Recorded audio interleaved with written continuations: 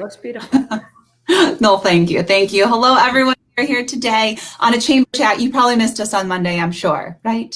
Probably not. We were all off enjoying Labor Day, but today we are here with Amy Kubacki of Magnificat High School, and I'm so excited to hear about your role there and all the exciting things happening. But tell us, how was your Labor Day? Labor Day was good. I had foot surgery, so I was hobbling around a bit, but I had my family to help me and to bring me a nice hot dog off the grill. So there you go. So that is awesome. It was a little different for everyone, but especially you having the foot surgery. Yes. So we're glad that you are healing. We're glad that you're able to be with us today. Thank you, Cleveland Clinic. That's right. That's awesome. Little shout out to Cleveland Clinic, who is a member. I like it. Well, tell us a little bit about your role with Magnificat and what you do there. Would love to. Thank you for doing this, and thank you for all of the hard work with the Chamber in Rocky River. It's a delight to be a part of the Chamber of Commerce. I serve as the Vice President of Advancement for Magnificat High School, a very fancy word for raising all of the money for the school.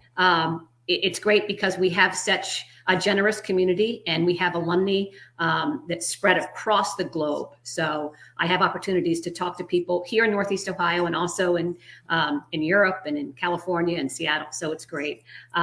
I've been at Magnificat for 2 full years. Prior to that, I was 7 years at Cleveland Clinic in their Philanthropy Institute. But it's great to be in Rocky River, a community that I love dearly and hope to spend a lot of time at the school.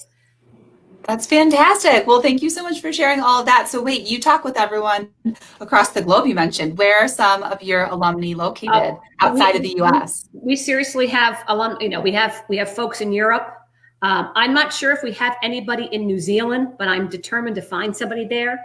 And I certainly would like to visit New Zealand. But our alumni, many stay right here in Northeast Ohio and actually come back and do great things for our region, which is really important. But we have many who spread their wings far and wide. So it's pretty unusual for a girls' school, in Northeast Ohio to have alumni across the United States. I think that's so special, and it just shares the impact that you have on these young minds in our community. Absolutely. You would thank me for, everything we do with the Chamber. I want to thank you guys for being a part of it, because we are so honored to have Rocky River Schools, Magnificat, and also Lutheran West, all members of the Chamber. We feel very supported by our school system, and we love supporting back. I get to announce later today, we'll be bringing some gift baskets to your school for all of your new educators. You had 8 new educators this year, which is so exciting. No, really nice. And these baskets are overflowing with awesome items donated by all of our members. We had almost 50 members donate this year. So I'm so excited to present them to your school and to all of our new teachers. And it's such a crazy year to be a new teacher, to be a teacher, let alone a new teacher. It's insane. So we just want to wish them all luck and everyone on your staff this year. Lots of well wishes for you guys. Thank you.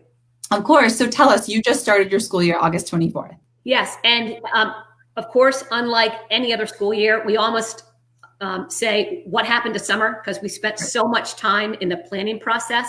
Usually you have a couple of weeks where you can really get away and decompress, but we have been diligently working to prepare Magnificat for the safest opening that we can possibly have.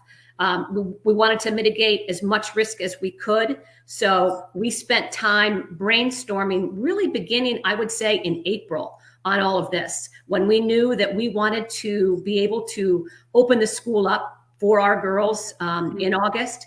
But that took a lot of preparation. And because we started so early, we were very lucky that we were able to get all of the new touchless devices in our bathrooms for soap and also for paper towels. You can't find those now.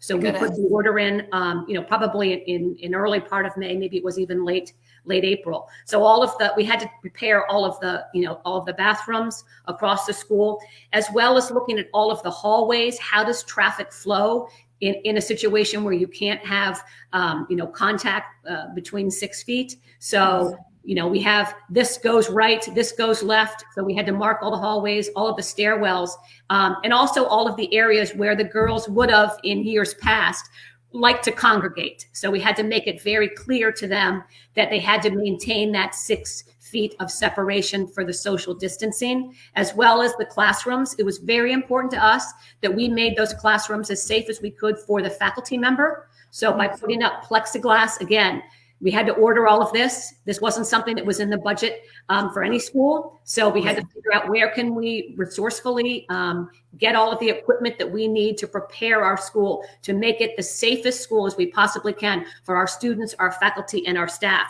We also had to reconfigure our nurses station, and we have increased the size of that so that she is ready should we have any sort of COVID-19 issue, a student, a faculty member.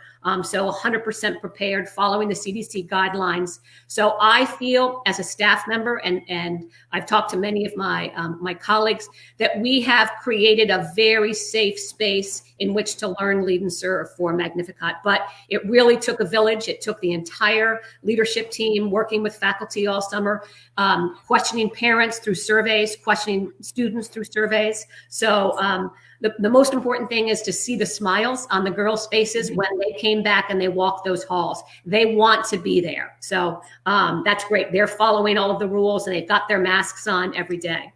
That's awesome. I feel so much for students because I mean, I love school for basically two reasons. Obviously, I love to be educated, right? Yeah. But socializing and being around your friends at that age is so important. So to know they're excited to be there, I totally would be on that side. Like, I'll do anything to be with my friends again, whether it's wear a mask or, anything. Right. That's great. And so it's a little touchy-feely. So we had to be sure that we have monitors. We have a cadre of monitors in every hallway every time a class changes, that they are constantly telling the girls, keep moving, girls, masks on. So we've got monitors in the hallways and also in our common areas. Like things you would never know that you needed to worry about, but that sounds like you literally covered every corner. So I think that's wonderful. Are 100% of the students in, or some virtual? How is that work? We have a couple of girls who have the option of streaming their classes. And that's a whole nother thing that I didn't touch on. We had to prepare technology in every single classroom over the summer to be sure that we could allow faculty members to stream their curriculum out to those students. So if a student needs to stream for a day, for 2 days, the student has that option. So that's worked really well. We have a really good system in place. But I want to give a shout out to our technology crew that this was yeoman service of getting this up and ready for our faculty. Absolutely. There's so much. We're so lucky for the technology we have today. But yeah, lots of new things to learn. And so kudos to everyone who's willing to do that. What about other activities at the school? Do you have any sports or extracurriculars or anything else going on for the girls? Well, the most exciting thing that I want to share with you is that we were able to finish a project that began in May and concluded in August. We transformed the second floor of Magnificat, and we have now created the Center for Science Exploration and Innovation. And this really mirrors spaces that these girls are going to face when they get to college, when they take their science courses, and they're, whether it's hard science or it's soft science. We have spaces now where girls come together and they innovate and they create. That there's a real sense of entrepreneurialism. So you can take biology to come in with physics, to come in with, psychology, to create something that's going to solve a problem. We have whiteboards in every single room so that they want to get up and write something. They can begin to do that. We feel that this is what our girls need. In terms of really creating a sense of how we learn as students in problem-based situations so that we're solving those situations that need to be solved in the sciences, which will go out and maybe one of these girls someday will solve, and produce the vaccine if we should ever have another pandemic. So it is amazing that we have a brand new Center for Science Exploration and Innovation, and it was built by Regency Construction between May and August, which I think is a record probably for any school. And we were able to raise the majority of the money for the project. It's a $4 million project. We are just almost at the finish line for that. So I just give great thanks to our very generous alumni, our parents and our friends and foundations and corporations who came together and saw the need that we needed to build this for our students. So this is great. That is awesome. I feel like it's exciting to hear any news not COVID related. No. So that's so thrilling to hear that you guys were able to do this summer and be productive. Yeah, and sports are underway. We had a great volleyball series last night against St. Joe's. So it was terrific. Our freshman JV and took it and got a win. And so it was great. We got tennis playing, we got golf playing. We've got a great tennis team this year, a great golf team. Soccer, exciting. Little known fact: I was on the tennis team in high school. That was the last time I played tennis, probably. But it was a lot of fun. Any day you want. Thank you. That would be a real sight to see, I'm sure. But how about you tell us a little bit about enrollment, offer an update on how that's going with Magnificat. Sure. The sad thing is that young 7th and 8th graders really do like to come to the school in the fall to do a shadow day. So because of COVID-19, we're not able to offer the shadow days for the girls. We hope in the spring that we will have that. But we have a very robust enrollment this year. We're about 723 strong of our young ladies. So that's great. We will also on Sunday, the 4th of October, will be our open house, which will be virtual. So please mark that on your calendars. Anybody that has a 7th grader, 8th grader, even some 6th graders are coming to those open houses. And please visit our website, www.magnificat.org. If you have any further questions, Julie Gibbons is our Vice President of Enrollment, and she will be happy to answer any questions. We've been very, very lucky that we've been able to maintain our robust enrollment for this year. We also had a special fundraising initiative for any of those families that suffered any sort of hardships during COVID-19. We were able to provide additional resources for their financial aid packages through an emergency relief fund that we launched. So that was great. Oh my gosh, that sounds like a whole project in itself, but so exciting to have that accomplished. Congratulations. Yeah. So wait, give us the date for the open house one more time. It's October 4th? Open house is Sunday, October 4th. Awesome. And it's going to be virtual. So important just to get the details on that, just visit the website and everything will be there. That sounds good. Do they register in advance probably on that website? Probably do, yeah. And I'm sorry, I was trying to, our Vice President, Julie Gibbons, has been very busy this morning talking to people. So I wanted to get a few details from her, but she just suggested go to the website and you can find everything out there. And please call her if there's Absolutely.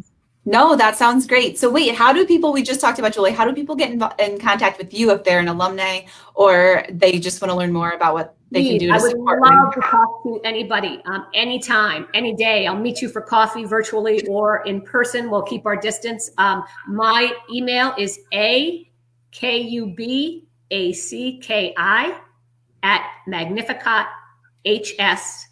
No, I'm sorry, it's maghs.org. It's not the form. Yeah, so. No problem. I will add that to the comments so people can click right on it and get in contact with you. But tell us a little bit more about the fall activities going on at Magnificat. You mentioned volleyball. We've all gone through this. Everything is virtual. So we have so many fun activities for our alumni. We've got an alumni yoga on the 21st of September on Carnets Field. So alumni, please go to our website and register for that. Very easy to register. We will maintain social distancing. Everyone bring their own water bottles. We have a couple of virtual alumni events that will occur between now and Christmas. So you can find all of that on our website again, www.magnificat.org. Awesome. The most exciting thing, though, is that everybody in Rocky River remembers Night in Blue. It's funny, I've talked to a friend of mine who graduated from St. Edward High School in 1967, and he said that I am banned from that because we were naughty boys from St. Ed's in 1967. I said, someday we're going to let you to come back. So people remember Night in Blue. Everyone always asks me, how's Night in Blue? What's going on? It's a great community builder for our students, for our parents, for our faculty, for everybody, for alumni, because we ask our students to sell raffle tickets, and the raffle tickets go toward tuition assistance. So it's a great way to get the girls to understand that somebody helped them years ago, and they're now helping future generations of Magnificat students.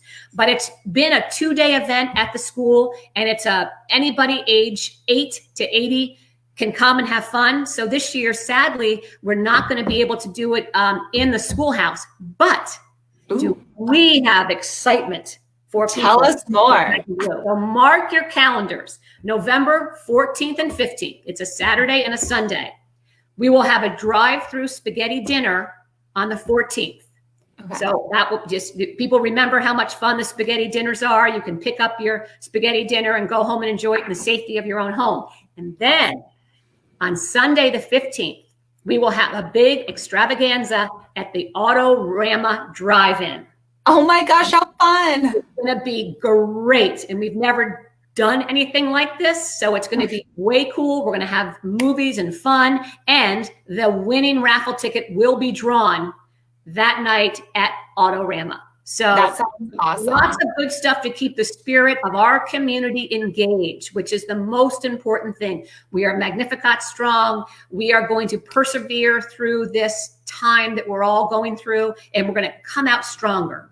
That's right. I hope the whole community feels the same way with that message. I think that's so inspiring. And I think what you guys have done with Night in Blue, how you've pivoted and made it something doable for these days, I think is amazing. I also love that drive-thrus are making such a comeback. Drive-ins. I think that's awesome. That sounds like those organizations that will succeed. So. I think absolutely. I think it could give those a whole new life, to be honest, because I think it's going to be so well received. And what is the winner of this raffle that you have? I just want to mention we have our president of the school, Maura Clark, is an alumna, and she has been involved with the school for many years. And Maura has just done it with her leadership, carrying us through these last few months, and really just being the head cheerleader, telling us all that we're gonna get there, but we have to work together as a team to make this all happen and to be safe. So Maura will be very involved with Night in Blue, and I think she'll be the one that will pull that ticket. That's awesome. That night. And I think that it's now it's a couple $100. That's exciting. So stay tuned on that. All the stuff is done online, so it's very easy to get tickets. Even if you don't, have a kid that goes to Magnificat, I can help you with the tickets. Our office, the Office of Advancement, can help you with that. So I hope everybody will enjoy that. That is awesome. Well, and it's so nice to have strong leadership in place there. So that's wonderful for the school. We have solid, strong.